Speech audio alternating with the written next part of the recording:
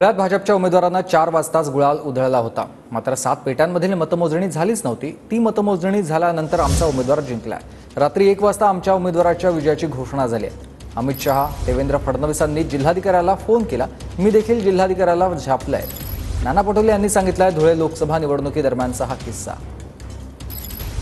तुम्हाला विशेष सांगतो, तिथंच 4 वाजताच बीजेपीच्या उमेदवारांनी गुलाल उधळून टाकला आणि कलेक्टरनी जाहीर केलं नव्हतं, पण त्यांनी गुलाल उधळून टाकला. तो 4000 मतांनी निवडून आला वगैरे. आमचे लोक बाहेर निघून गेले.